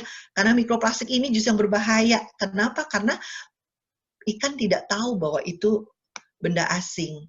Sangat kecil, kok nanoplastik itu sampai 0,33, tidak kasat mata, biasanya diserap masuk ke dalam otak bisa ya, di tubuh ikan juga diserap darah, dapat terakumulasi di jaringan otak. Tapi kalau dia mikroplastik ukurannya milimeter, kita temukannya di saluran cerna yang tadi ditemukan di Makassar itu ya, saluran cerna ikan. Nah, ini masih diteliti, sampai saat ini masih pro dan kontra, tapi dikatakan berbahaya. Kenapa? Karena sifat mikroplastik ini dia senang mengikat bahan limbah berbahaya lain, B3. Misalnya di situ ada DDT, di situ ada arsenik, itu akan diikat oleh mikroplastik. Jadi kalau kita lihat satu mikroplastik di dalam usus ikan, mikroplastik itu ternyata lengkap dengan zat-zat berbahaya yang lainnya yang ikut ditangkap oleh mikroplastik kayak spons gitu ya. Jadi di dalam tubuh ikan itu, atau kalau nanti manusia yang makan ikannya, lengkap bukan cuma mikroplastik tapi dengan limbah berbahaya pun ikut, bisa ada merkuri, di situ juga ada ya. Dan ternyata mikroplastik itu bersifat sebagai hormon disruptor, memicu kanker payudara, kanker prostat, dan diduga juga autism. Diserap oleh sel tubuh, berikatan dengan berbagai sel-sel kita, bisa di dalam tubuh kita, di lemak, tapi bisa juga keluar. Nah, inilah dari plastik produk ya yang masuk ke sungai, selokan, dibuang, dan masuk ke laut, dan binatang-binatang baik burung tadi ya maupun ikan tidak menganggap itu benda asing, dianggapnya makanan, jadi dimakan sama mereka. Dan ini gambar anak kecil, anak 5 tahun, orang Jerman, sudah dapat menggambarkan betapa bahayanya mikroplastik. Kantong plastik dibuang ke laut, dimakan oleh ikan kecil, dimakan ikan besar, akhirnya kembali lagi dimakan oleh anaknya karena dibeli ikannya oleh ibunya ya.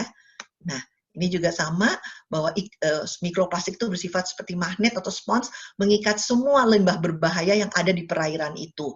Jadi kalau di perairan itu ada hasil tambang yang dibuang ke sungai, masuk ke laut, limbah berbahaya, itu akan terikat oleh mikroplastik. Dan mikroplastik itu dianggap oleh si ikan itu plankton, dia nggak tidak membedakan, dimakan, dan nanti ikan itu dibeli oleh ibu kita, disajikan untuk anak kita ya. Jadi kita makan semuanya ada di dalam tubuh ikan.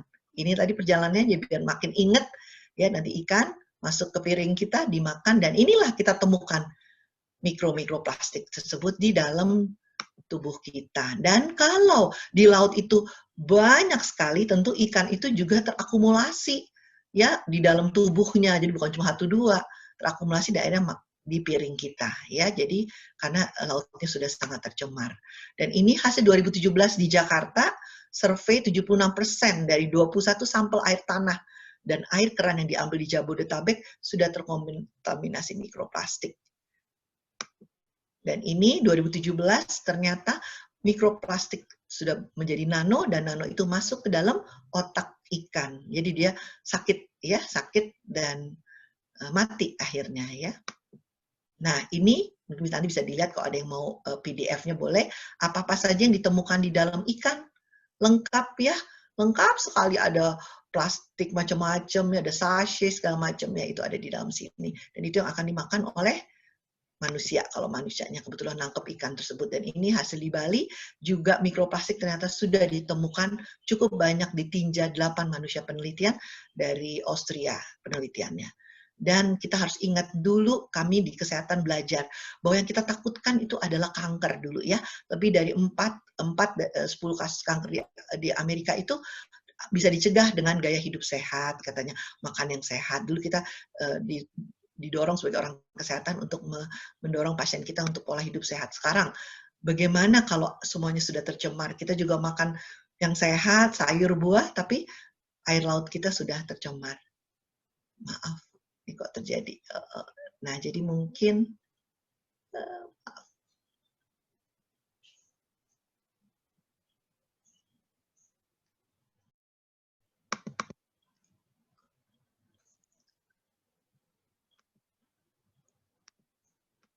nah, justru pertanyaannya adalah kita kanker masih dalam perkembangan mengenal dan mencari pengobatannya. Datang lagi sekarang mikroplastik, yaitu yang mencemari lingkungan kita ya. Dan ini diduga juga penyebab kanker, penyakit autoimun di usia muda, dan ini yang sudah menjadi masalah baru lagi untuk Indonesia. Dan ini adalah wajah kita ya. Dan ini untuk PR kita, orang kesehatan. Tadi kita katakan, kenapa ya anak-anak itu nggak peduli? Jangan-jangan karena kurang gizi terselubung, jadi acuh tak acuh ya, sehingga buang sampah sembarangan ya, nggak peduli ya, padahal kebersihan adalah bagian dari iman. Nah, ini padahal kita tahu tadi ada bahaya mikroplastik yang masih misteri, dan kita juga punya PR yang besar. Tadi masyarakat yang tiba-tiba kecerdasan sosialnya hilang. Ya, jadi berpendidikan tapi tidak bisa menjaga lingkungan dengan baik, dan tinjauan kesehatan terutama yang memang masih PR kita, pengaruh dari pencemaran tadi terhadap kesehatan kita. Dan ini adalah gaya hidup konsumtif kita yang akan menumpuk sebetulnya pemakaian single use packaging ya, sekali pakai buang. Kayak tadi sedotan itu kan sekali pakai buang ya. Nggak ada dong sedotan plastik dipakai terus-terusan ya. Pakainya cuma 2 menit tapi hilangnya 450 tahun ya. Juga yang menyebabkan banyak plastik di lautan adalah dari tekstil, karena fast fashion, yaitu fashion yang sangat cepat, ganti season, buang lagi, beli lagi, dan itu banyak mengandung fiber plastik juga ya. Dan juga tadi gadget ini. Dan ini sebenarnya cerminan kita yang sebenarnya harus kita robah ya. Dan ini kita berharap satu saat bahan yang sampah tadi kalau bisa kita pakai lagi untuk membuat sesuatu sehingga tidak berkumpul di Bantar Gebang ya. Kalau bisa sekarang udah banyak kan pembuatan daur ulang untuk aspal jalanan dari peletnya plastik ya, buat selimut dari plastik, beberapa maskapai penerbangan, banyak hal yang bisa dibuat dengan teknologi, jadi bisa tertutup, nggak ada yang kebuang. Ini yang kita mau, yang namanya circular economy, nggak seperti dulu sekali pakai produksi pakai buang ya, buangnya di Bantar Gebang. Nah, jadi ini kalau bisa kita menuju ke circular economy. Ini diramalkan tahun 78 para astronot melihat bumi kita dari jauh, kita kan dibilang planet biru ya. Masih bagus, ozonnya masih bagus semua. Tapi diramalkan dengan global warming semua itu tahun 2066 penampilan bumi kita dari luar angkasa mungkin akan seperti ini ya, bukan planet biru lagi. Nah, jadi apa yang kita bisa perbuat dengan climate change supaya ditahan, supaya tidak tambah buruk ya, tentu tadi kita tahu ya, coba yang punya kebijakan-kebijakan untuk mempunyai pabrik yang tidak terlalu mengeluarkan lagi gas emisi. Ini juga penerbangan. Kita tahu kemarin waktu pandemi COVID, langitnya biru ya, ozonnya terperbaiki karena tidak banyak penerbangan. Ya memang itu dilema ya. Nah, karena itu juga menghasilkan CO2 banyak sekali ya di jalanan juga. Nah, terus peternakan juga ya, dari pupnya, dari gas metan ya, karena makannya burger terus sama steak ya, dagingnya banyak perlunya. Nah, tentu clean energy itu ya kalau bisa naik kendaraan umum, satu kendaraan umum rame-rame ya, terus dengan pembangkit-pembangkit seperti ini yang kita harapkan nanti, dan juga sustainable food yang pangan yang teknologi yang lebih baik, yang lebih tahan terhadap hama dan semua. Karena hama itu juga akibat global warming ya. Jadi hama tiba-tiba menyerang sangat dahsyat ya. Itu juga sama, mereka beradaptasi dengan global warming dan menjadi patogen atau hama yang lebih ganas ya, yang tadinya mungkin bisa dapat diatasi sekarang kok lebih susah. Nah, tentu perubahan dunia itu nggak bisa cuma kita ngobrol ya, atau kasih tahu, atau kuliah-kuliah aja, atau saya ngomong seperti ini. Sebenarnya dunia itu bisa berubah dengan contoh-contoh panutan-panutan yang sebenarnya harus kita buat bersama, bukan lecturing aja. Dan ini apa yang kita perbuat? Sebenarnya pendidikan dari usia dini amat kita butuh untuk anak-anak kita, masih bisa kok ya. Dan ini kalau bisa ada di sekolah diajarkan sehingga mereka kalau buang sampah tahu, aduh nanti jadi mikroplastik nih yang nggak bisa terurai ya. Nah, ini ada nggak di buku pelajaran anak-anak kita ya? Nah, siapa tahu nih ada nih teman-teman dari pendidikan dan Mendikbud, dan anak-anak tahu nggak bahwa kompos itu masa depan bumi kita. Jadi tadi sisa makanannya masukin di kompos bin, jadi kompos untuk pupuk dan kita bisa bertani ya. Tiap rumah tangga bisa menghasilkan komposnya sendiri sebetulnya. Kompos adalah masa depan bumi kita sebenarnya. Dari tanah-tanah, dan ini adalah anak-anak harusnya belajar mana yang bisa didaur ulang dan mana yang tidak. Kalau ini ada di dalam pendidikan kita, tentunya sampah itu nggak bertebaran sembarangan ya harusnya. Iya, saya cepat. Dan kita tahu bahwa bumi makin panas kalau setiap rumah menanam satu pohon saja atau setiap anak satu pohon. Tentu kita berharap walaupun bermiliar manusia akan lahir ya di bumi ini, tapi semuanya menanam pohon, jadi kita ada miliaran pohon ya. Itu harapannya. Tentu ini harus diajarkan ke anak-anak kita. Dan kita di Indonesia, peran orang tua, guru, menciptakan anak yang cerdas gizi. Walaupun cuma dapat ikan sedikit, dapat telur sedikit, tapi dia tahu cara mengolahnya. Jangan digoreng kriuk-kriuk sampai nggak ada gizinya lagi ya. Jadi kita menciptakan anak cerdas gizi, anak cerdas lingkungan. Jangan cuma ngejar nilai akademis, tapi kita harus menciptakan justru anak cerdas gizi dan cerdas lingkungan, sehat lahir dan batin. Percuma kita akademis matematikanya 10 tapi sakit-sakitan ya, nanti nggak bisa jadi S2 ya. Dan langkah kecilnya gampang sebenarnya kalau mau sama-sama pendidikan makan sehat harus ada dari rumah tentunya.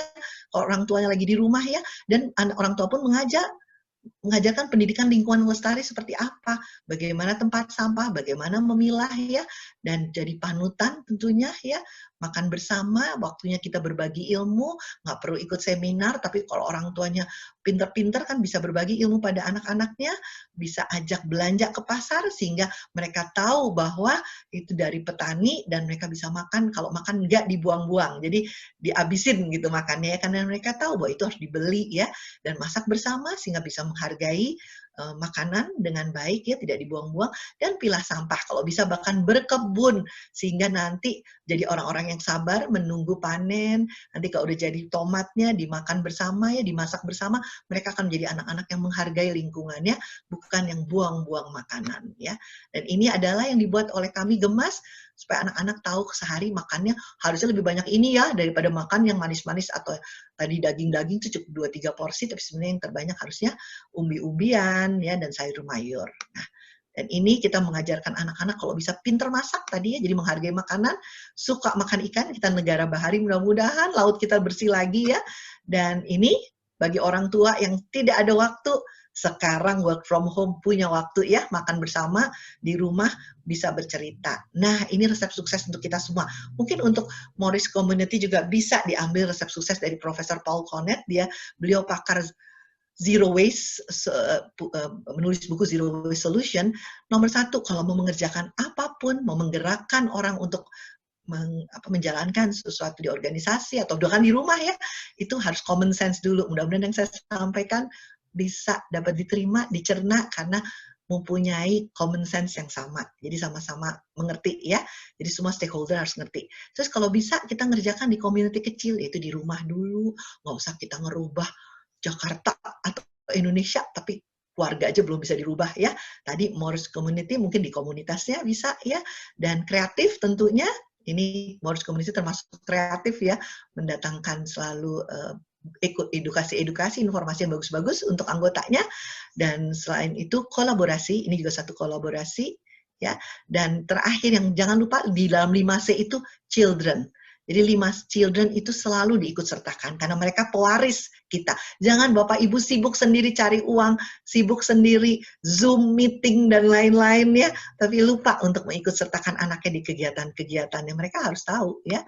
Nah, ini tadi karena sebagai komunitas Morris juga bisa don't be the problem, tapi kita harus jadi be the solution ya.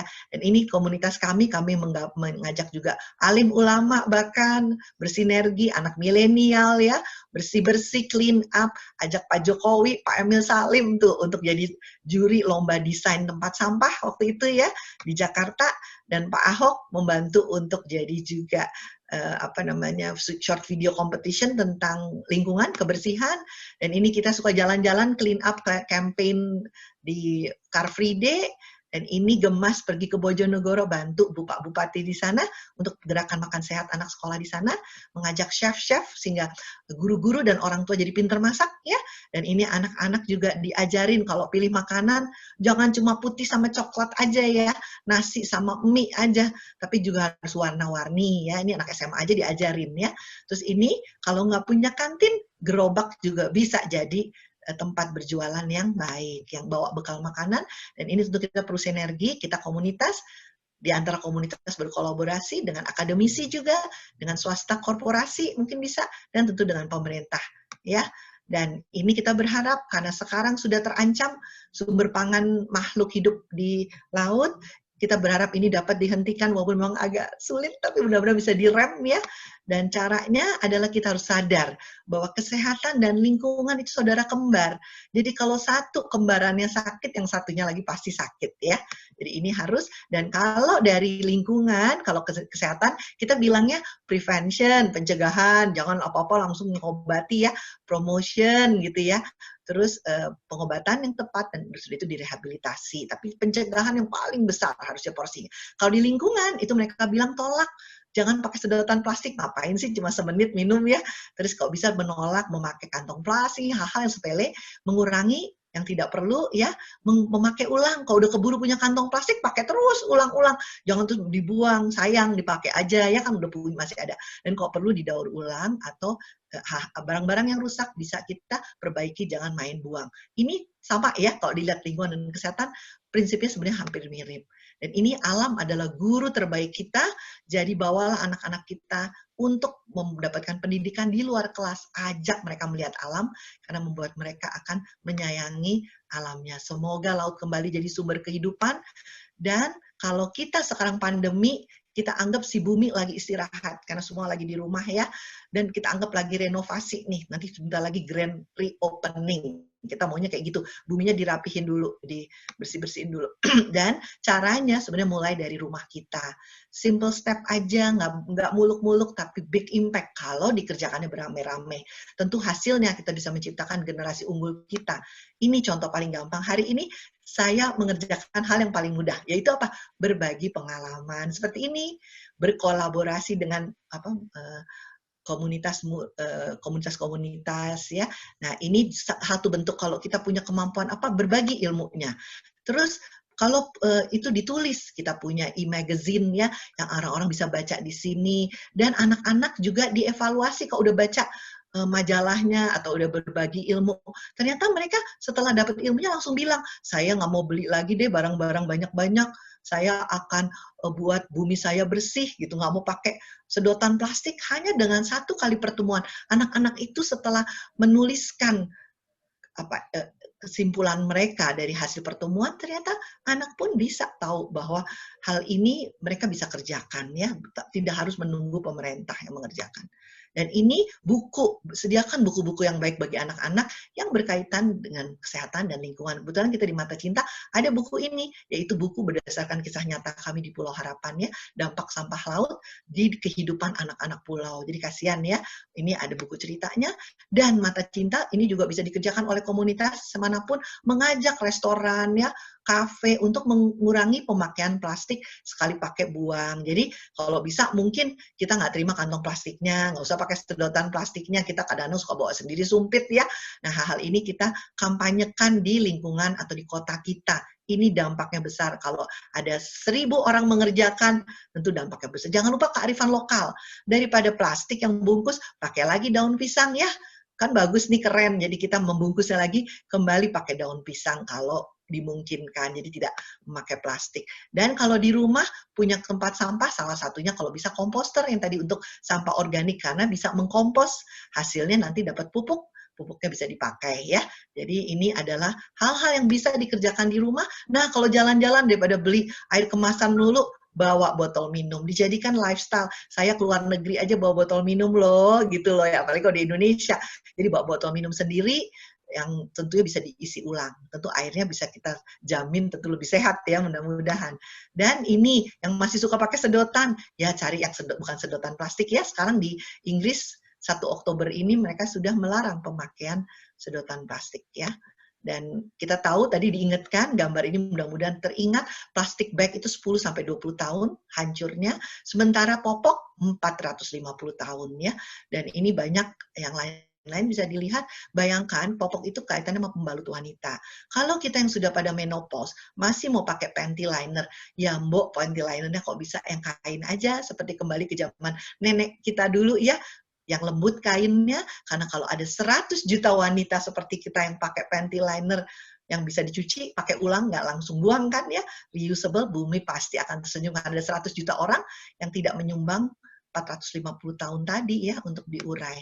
Dan ini ibu-ibu nih biasanya pakai tisu ya, kenapa nggak kita tolong para pengrajin UMKM kita yang mereka membuat sapu tangan yang cantik-cantik ini ya dari Kerawang. Kalau hanya untuk ngelap lipstick aja sama keringet kan cukup dengan sapu tangan yang cantik disesuaikan matching sama bajunya daripada tisu sama dengan memotong pohon. Kalau pergi-pergi kita bisa punya koleksi sekarang rantang yang cantik, jadi kita nggak usah dapat kontainer-kontainer plastik, atau kalau arisan dapat plastik dari yang punya rumah, kita udah bawa rantang sendiri. Nah, rantangnya yang keren tentunya, kita lebih seneng ya. Dan ini yang paling penting, yang suka jalan-jalan ke pantai, ayo kita tanam mangrove bakau sebanyak mungkin. Karena itu ada blue carbon, artinya dia akan menyerap CO2 banyak sekali. Jadi kalau bakaunya banyak, CO2 yang ada di laut akan diserap oleh dia sehingga tidak merusak terumbu karang ya. Jadi ini penting sekali dan dia akan menahan rock tadi. Jadi pulau-pulau tidak tenggelam ya. Dan ini bakau di akarnya adalah tempat ikan menaruh telur-telurnya, tempat anak-anak ikan, jadi tentu anak-anak ikan bisa, kita punya ikan bisa kembali lagi ya. Jadi ini hal-hal sepele, cuma nanam bakau ya. Dan kami bangga karena terus terang kebetulan kami di kelompok studi dermatologi laser Indonesia pada saat kami conference tahun lalu, national conference kami sudah mulai membuat event yang less waste event. Jadi makanannya ini bukan plastik, ini kayu ya. Terus tidak ada lagi botol plastik di ruang sidang, jadi semuanya pakai gelas dan pakai jar, jadi dituang, dan goodie bag-nya semua dikasih tumbler, jadi mereka bisa isi ulang, ada galon yang mereka bisa isi ulang. Dan tentunya bagi yang senang berkebun, banyak Instagram bagus-bagus yang mengajarkan lahan yang besar-besar mungkin di rumah bisa ditanami sesuatu yang berguna, bisa dimakan juga ya.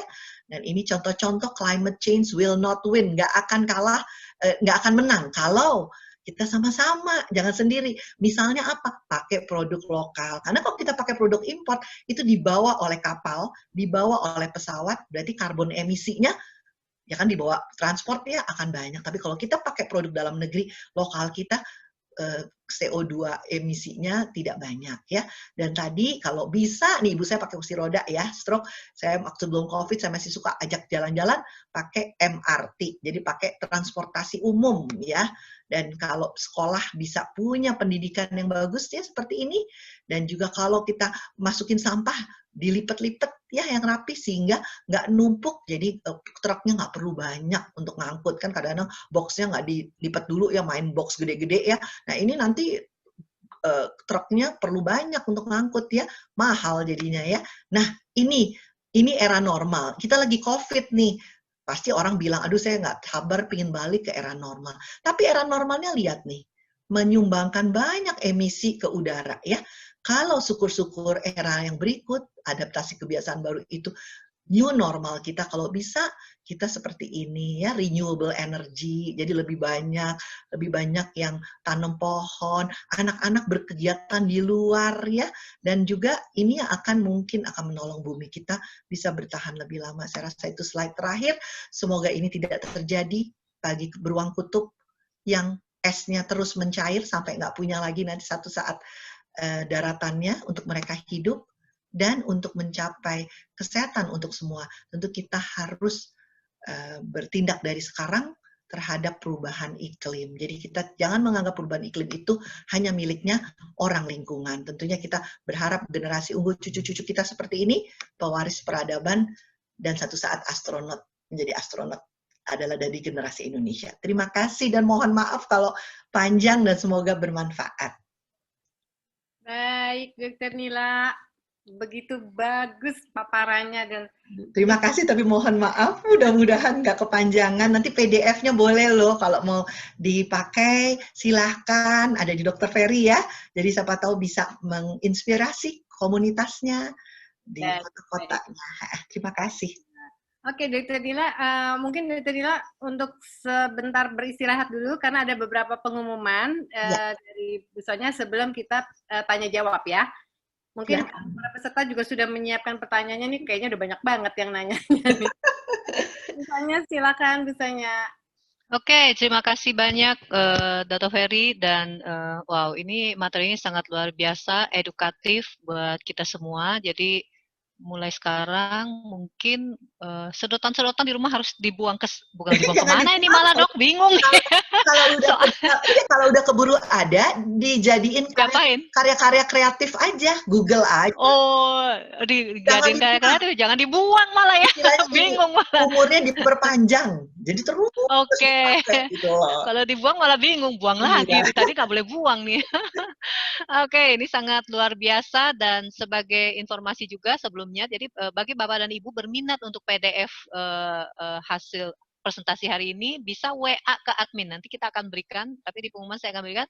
Tapi sebelum itu biar Dokter Nila bernapas lega dulu dok, minum-minum dulu dok ya, istirahat dulu. Jadi sebelum acara tanya jawab, saya ingin menyampaikan beberapa pengumuman ya. Saya senang banget mendengar presentasi yang sudah dipaparkan oleh Dr. Nila itu memang sejalan dan sepaham dengan visi kami ke depannya. Oleh karena itu di awalnya saya sudah katakan bahwa kami hanya akan berkolaborasi. Jadi banyak hal yang kita bisa lakukan, tentu kita memilih company-company yang bisa berkolaborasi untuk memberikan solusi ya. Tapi dari Moritz Community kita juga akan melihat ada banyak bagian di luaran sana orang-orang yang tidak siap dari sisi ekonomi ya, dari sisi bisnis. Tentunya company yang kita pilih adalah company yang betul-betul juga peduli dengan lingkungan, dengan company yang peduli dengan keberadaan orang, bukan hanya memikirkan bagaimana membesarkan perusahaannya. Nah, Moritz Community tidak sembarang memilih perusahaan. Kenapa? Karena kalau tidak sesuai dengan visi misi kami, dan kami bertanggung jawab. Bertanggung jawab bukan cuma kepada manusia, tapi kepada yang di atas. Oleh karena itu, kami memilih perusahaan-perusahaan yang berkolaborasi dengan kami untuk bisa memberikan something dari sisi ekonomi kepada setiap orang. Adalah perusahaan yang memang benar-benar punya kepedulian terhadap manusia itu sendiri. Bukan menghitung untung rugi, bukan cuma itu doang. Ya, nah event hari Rabu tanggal 14, moga-moga saya nggak salah tanggal nih, karena saya selalu suka salah hari dan tanggal. Nggak pernah lihat kalender soalnya. Ya. Jadi kita ada Business Talk Solution, ya. Jadi kembali ke solusi. Company, kemitraan kami, kolaborasi kami dari awal saya sudah jelaskan adalah Jenes Global. Mungkin Bapak dan Ibu yang hadir pada siang hari ini nggak tahu siapa sih Jenes Global. Ini adalah sebuah perusahaan leading di produk anti-aging yang telah diteliti oleh ilmuwan kedokteran, tetapi diproduksinya dengan teknologi.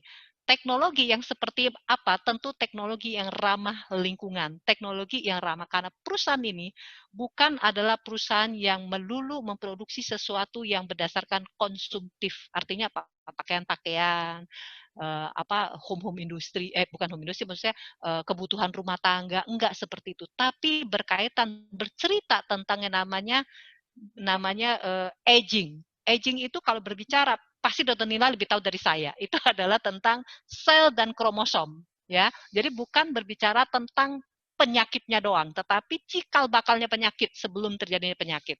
Nah, saya pengen banget ya, event ini dilakukan hari Rabu jam 2 siang. Oke, saya pengen dulu Bapak dan Ibu ngelihat videonya pendek kok, cuman ada 2 video tapi pendek. Ini adalah CFO dari company ini. Apa yang beliau ingin sampaikan kepada dunia, ya, komunitas yang dibangun. Ini bukan hanya membangun bisnis. Family. My name is Scott Lewis. I'm the Chief Visionary Officer of Jeunesse. I want to congratulate you on taking the first step towards living your dreams with a company based on the right principles, the right values.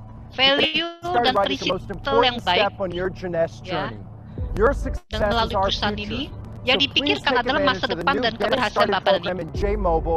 Ya, tentunya bisnis ini dibangun based on platform. Udah paperless. Ya, itu salah satu yang bisa menyelamatkan hutan kita. Ya, nah ini adalah profil company-nya. Tapi saya pengen Bapak dan Ibu lihat ini 2 menit lagi tentang komunitas ini berbicara tentang apa sih sebetulnya? Ini bukan hanya berbicara tentang networking atau bisnis melulu, tapi ini adalah berbicara tentang bagaimana membangun culture yang bagus. Value-nya adalah kepedulian masa depan Anda. Ini tentang masa depan. Passive income yang dibangun melalui perusahaan ini adalah berbicara bagi kita yang memang belum memiliki passive income, yang one day kita akan stop di satu titik untuk not do something, karena bukan kita nggak mau, tapi kita udah nggak bisa. Kita nggak mungkin mempekerjakan dengan physically kita. Back to nature, Bapak dan Ibu, itu yang paling penting. Kita mau makan makanan sehat, kembali ke alam. Itu yang selalu didengung-dengungkan oleh Moritz Community. Kami ingin balik ke alam. Nah, platformnya itu sudah ada di aplikasi, Bapak dan Ibu. Handphone dipakai oleh semua orang. Bagaimana caranya kita bisa membangun satu community? Tentu melalui platform, dan itu sekarang. Produknya berbicara tentang aging, berbicara tentang regenerasi sel. Kerusakan yang terjadi tidak mungkin bisa diperbaiki tanpa diregenerasi, Bapak dan Ibu. Nah, komunitas yang dibangun adalah komunitas global tanpa batas negara. Kenapa, Bapak dan Ibu? Karena ini adalah global company. Dan saya ingin Bapak dan Ibu lihat dulu di dalam event hari Rabu, supaya Bapak dan Ibu ada gambaran bagaimana kita ingin berimpact terhadap dunia, memiliki dampak yang besar dengan produk-produk yang telah diproduksi secara scientific kedokteran. Jadi bukan produk ecek-ecek. Kami tahu banyak karena apa? Karena kami sudah berada di dalam ini, Bapak dan Ibu. Tapi kami ingin memberikan ini sebagai solusi kepada Bapak dan Ibu. Ya.